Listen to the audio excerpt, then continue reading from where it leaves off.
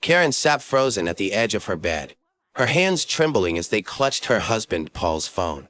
The screen had gone dark, but the words she had just seen burned into her mind, impossible to erase. I miss you so much. Your touch, your laugh. I can't wait to be with you again.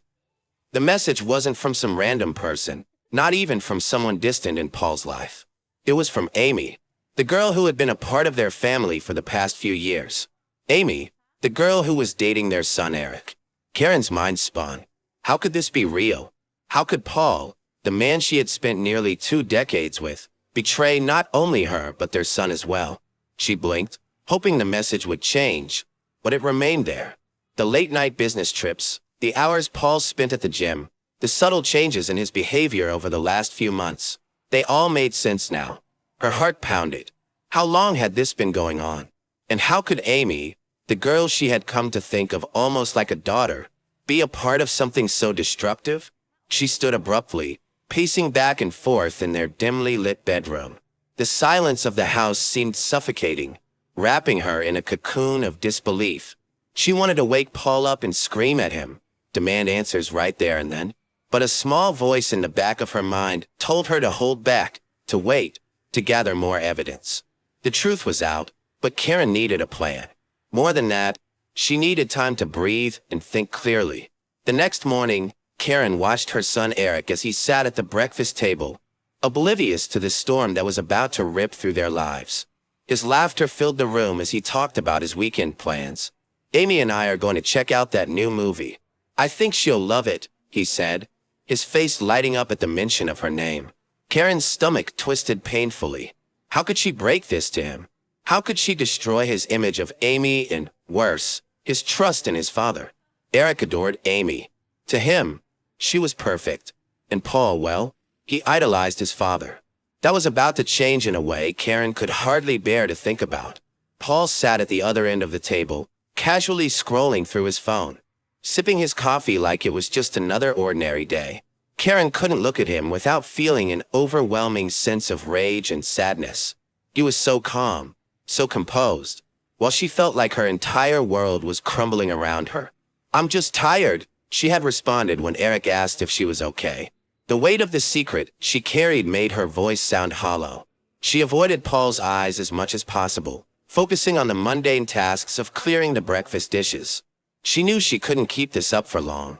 The truth would have to come out, sooner rather than later.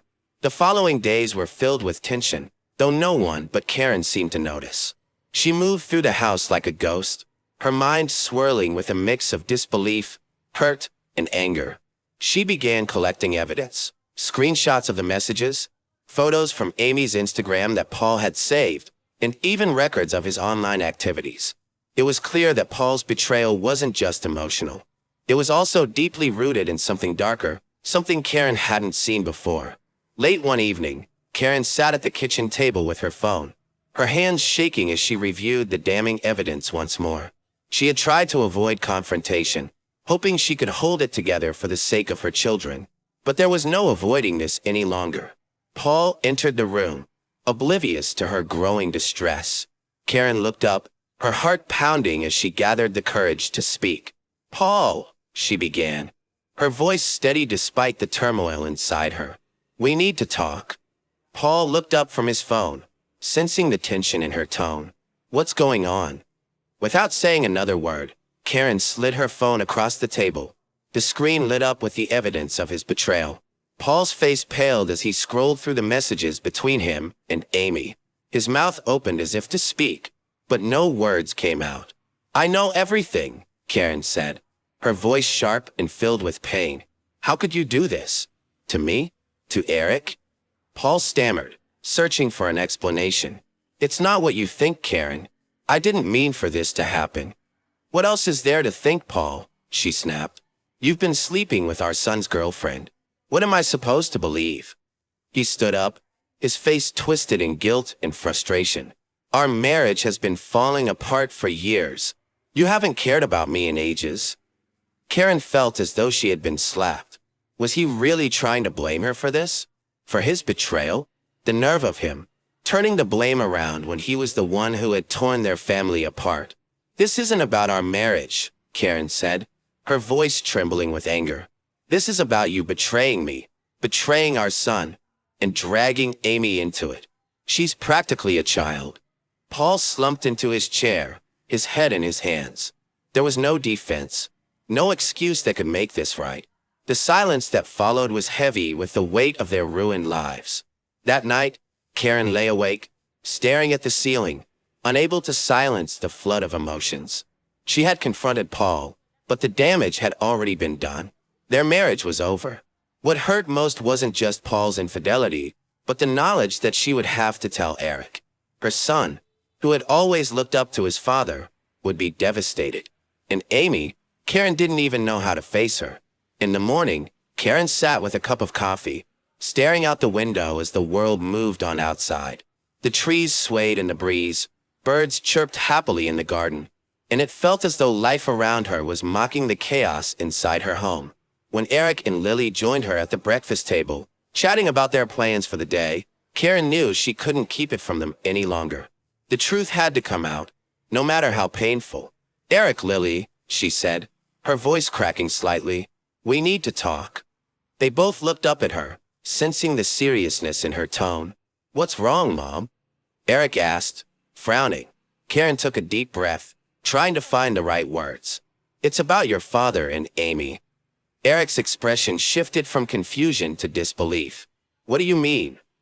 Karen struggled to keep her voice steady. I found out that your father has been having an affair. With Amy? Eric stared at her, his face going pale as the words sank in. No, he whispered. That's not possible. Amy wouldn't. Dad wouldn't. Karen reached out to him, her heart breaking as she saw the realization hit him. I'm so sorry, Eric. I didn't want to tell you this, but you needed to know. Eric stood up abruptly, knocking over his chair in the process. His hands were shaking, his face twisted in anger and betrayal. How could they? How could she? And Dad, he's supposed to be my father. He stormed out of the room before Karen could say another word, the sound of the door slamming echoing through the house. The days that followed were unbearable. Eric refused to speak to Paul, and he had completely cut off contact with Amy.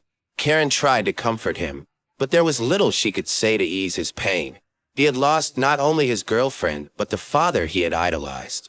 Paul had moved out of the house, leaving behind a silence that was deafening.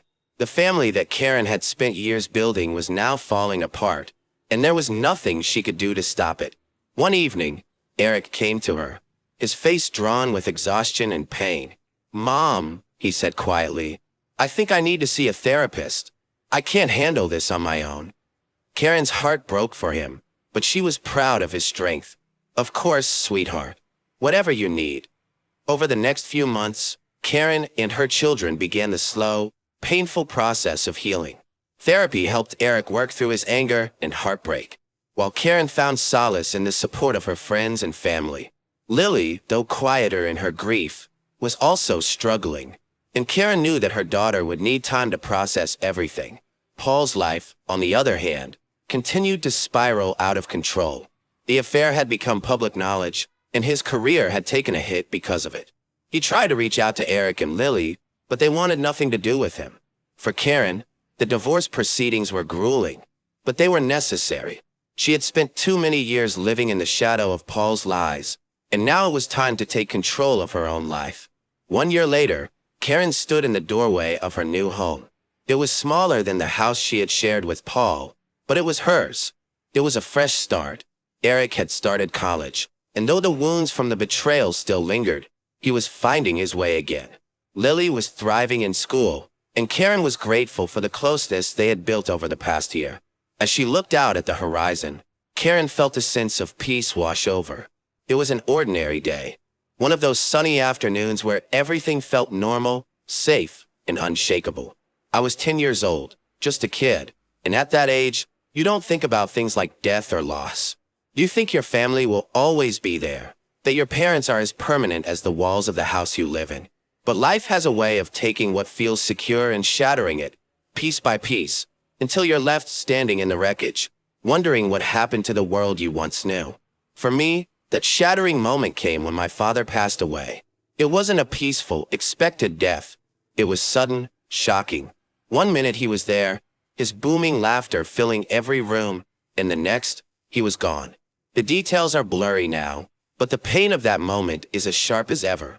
I remember the confusion, the disbelief, the overwhelming sense that nothing would ever be the same again. My mother, who had always been the strongest person I knew, began to unravel. She tried to hold it together, but the strain was visible. Her once steady hands began to tremble, her laughter faded, and the warmth that used to fill our home disappeared. She wasn't the same after that, and neither were we. Our house, once filled with love and noise, became quiet, empty. It felt like the heart of our family had been ripped out, and all that was left was the hollow shell of what used to be. Then, one morning, she sat us down at the kitchen table and told us she needed to leave. She was going back to her home country, she said, just for a little while, to clear her head, to grieve. Her voice was calm, steady, but her hands were shaking, betraying the storm inside her. As a child, I didn't fully understand what was happening. I just nodded, thinking it was temporary, that she would come back soon and everything would return to normal. But deep down, I knew something had changed, something that couldn't be undone. Her departure wasn't as temporary as she had promised. Weeks turned into months, and then months into years. The brief visits that followed were awkward, filled with tension, like she was a stranger in her own home. She would come and go, but the bond between us, once so strong, had been stretched too thin, and it began to fray. Birthdays, holidays, they all came and went without her. The phone calls became less frequent, her voice on the other end of the line sounding more distant each time. My sister and I were taken in by family friends, the Nelsons. They were good people, kind and generous, the kind of people who would do anything for you. But their house never felt like home. It was too clean, too quiet, too perfect. It lacked the chaotic warmth that had defined our own home, the messiness that came from being a real family. At night, I would lie awake, staring at the ceiling, listening to my sister's soft breathing in the bed next to mine. She seemed to adapt better than I did. Or maybe she was just better at hiding her feelings. I would wonder, over and over, if things would have been different if I had been a better child, quieter, easier to handle. Maybe then, my mother wouldn't have left. The Nelsons tried their best to make us feel at home. They converted their guest room into our bedroom, filled the fridge with our favorite snacks, and even tried to maintain the holiday traditions we used to celebrate as a family. But no matter how hard they tried, their home wasn't ours. It was just a place we stayed, a temporary refuge in the storm that had become our lives. The nights were the hardest. That's when the what-ifs would come. What if I hadn't been so much like my father, the way my mother always said I was? What if I had been easier to handle? Would she have stayed? These thoughts would spiral, keeping me awake, my chest tight with the familiar pang of abandonment. Mrs. Nelson would hear me sometimes, her soft knock on the door a prelude to her sitting beside my bed, whispering reassurances in the dark. She would tell me that everything would be okay, that my mother loved me and just needed time. But no matter how gentle her words or how kind her touch, it wasn't the same. She wasn't my mother, and her reassurances, though well-intentioned, couldn't fill the gaping hole my mother had left behind. As I grew older, I vowed that when I had children of my own, I would never leave them. I would always be there, always present, no matter what. And when I did become a father, I kept that promise. I was there for every scraped knee, every bedtime story, every whispered fear in the night. Sometimes, I wondered if I was too present, too protective. But I couldn't shake the fear that if I wasn't there, if I wasn't constant, my children would feel the same emptiness I had felt as a child. I couldn't let that happen. I wouldn't. But even as I tried to be the father I had always wanted, I couldn't completely let go of the anger I felt toward my mother. I understood, on a rational level, that she had been grieving, that she had left because she was drowning in her own pain. But understanding didn't make it hurt any less. The resentment was still there, buried deep, waiting to surface in moments of weakness. My wife, the wonderful woman who has stood by my side through everything, knew about my past.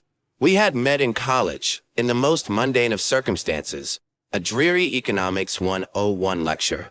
But from that first meeting, there was a connection, something deeper than the shared disdain for the subject we were studying. We started sharing notes, then coffee, then our dreams and fears. It wasn't until we had been together for a while, when our casual coffees had turned into long dinners and talks about the future, that I told her about my family. It was a summer evening, one of those perfect ones where the air is just cool enough to be comfortable. We were sitting in a park, watching the sunset, and I felt the weight of my past pressing down on me, urging me to open up. I told her about my father, about how everything changed after he died, how my mother had left, and how my sister and I had been raised by family friends. I expected her to ask questions, to pity me, but she didn't. Instead, she listened quietly, her hand in mine, her eyes filled with understanding.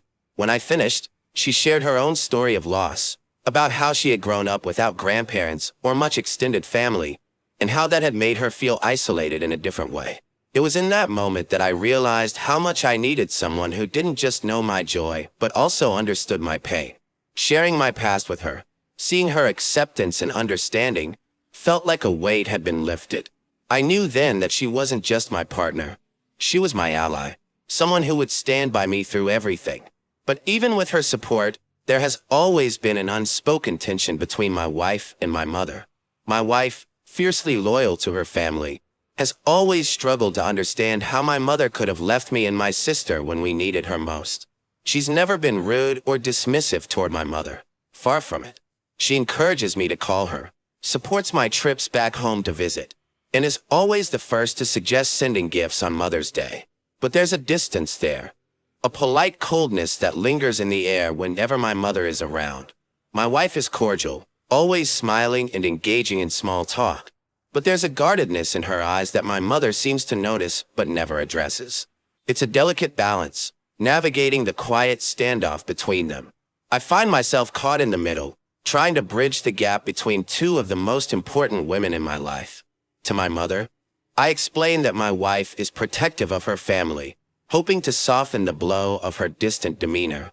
To my wife, I remind her that my mother regrets the years she was away, that she's trying in her own way to reconnect. But no matter how much I try to mediate, the tension remains, an invisible barrier that I can't quite break down. Recently, I decided to take our children on a trip back to my home country to visit my mother. My wife couldn't make it due to her demanding job, and while she encouraged us to go, I could tell she was relieved to avoid the tension that usually accompanied these visits. The trip started off well enough. My mother, thrilled to see her grandchildren, went all out, taking them to local parks and museums, filling our days with laughter and stories. It almost felt like we were a normal family again.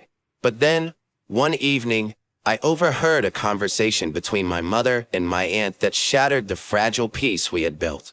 I was on my way downstairs when I heard my wife's name. "She thinks she's too good for us," my aunt said, her voice tinged with resentment. My mother, to my surprise, agreed. "Yes, but don't bring it up around him. She's a snob, but it's not worth the argument." I froze. The words stung, cutting deeper than I expected. My wife had always been careful in her interactions with my family, never flaunting her background, always trying to connect in her own way. Her reluctance wasn't out of arrogance. It was out of a fear of overstepping, of not fitting in. Hearing my mother and aunt speak about her like that, after everything we had done to try to bridge the gap, sparked a heat in my chest that I couldn't tamp down. I stepped into the kitchen, my voice steady but filled with anger. "I heard what you said." My aunt tried to brush it off, saying it was just a slip of the tongue, but the damage was done. The evening's warmth evaporated, replaced by a thick tension that no amount of apologies could dispel. I defended my wife, explaining that her reticence was out of respect, not contempt, but it felt like I was talking to a wall. My mother, more apologetic than my aunt, tried to smooth things over, but her words rang hollow. The next morning, I told my mother that we were leaving early. She was upset, defensive, and I realized then that nothing would change. As much as I loved her, as much as I wanted her in my life, I couldn't continue to expose my wife and children to an environment where they were disrespected. I needed to protect my family, even if it meant creating more distance between us. Back at home, my wife greeted us with her usual warmth, and I told her everything. She laughed, Not out of amusement, but out of resignation. Well, I'm glad I only got upgraded to a snob, she said, trying to lighten the mood. But her eyes were serious, filled with concern. She was relieved that I had stood up for her, but she knew, as I did, that this was just the beginning of a longer, more painful process of setting boundaries with my mother. Months have passed since that visit, and while life at home has settled back into a comfortable rhythm, the tension with my mother remains. We talk on the phone occasionally, but the conversations are strained, filled with long pauses and unspoken grievances. My sister, ever the peacemaker, tells me that my mother feels judged, not just for what happened during our last visit, but for the decisions she made years ago. She thinks everyone's holding her grief against her, my sister said one evening, and maybe, in a way, we are. But grief doesn't excuse everything. It doesn't erase the impact of her choices.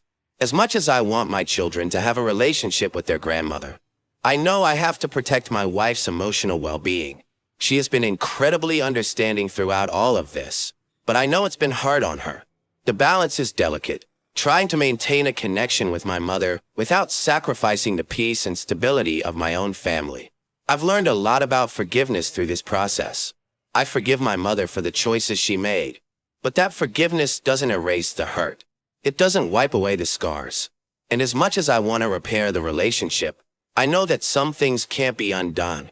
But I'm trying.